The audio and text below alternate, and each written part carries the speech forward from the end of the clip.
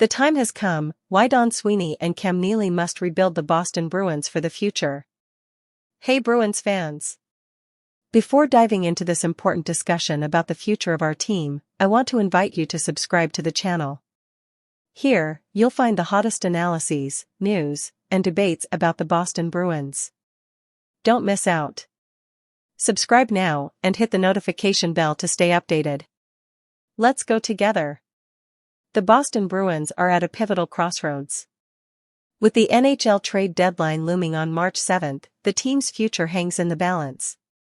Decisions made in the coming weeks will define the franchise for years to come. But are Don Sweeney and Neely ready to face this reality and make the tough calls? The season so far, a roller coaster of frustrations. After a 6-5 shootout loss to the Ottawa Senators, the Bruins dropped out of a playoff spot for the first time since November. Inconsistent performances and a lack of depth have been the season's recurring themes. Despite flashes of brilliance, such as the third-period rally against Ottawa, the team failed to close the deal and secured just 1 point in a game that seemed winnable. The stats don't lie, this version of the Boston Bruins simply isn't good enough. Even if the team manages to snag a playoff spot, their chances of winning a 7-game series against more structured opponents are slim. It would merely delay the inevitable.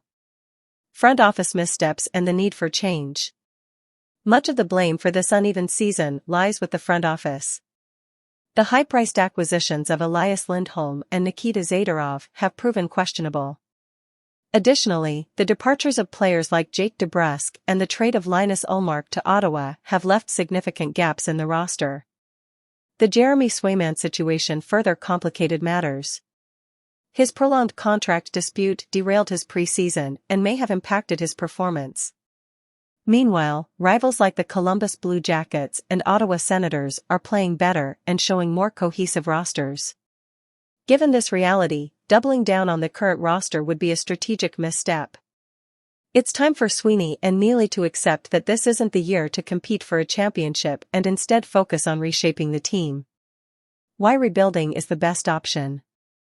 Rebuilding doesn't mean a complete teardown but rather restructuring the roster to create a stronger foundation around key players like David Pastrnak, Charlie McAvoy, and Jeremy Swayman.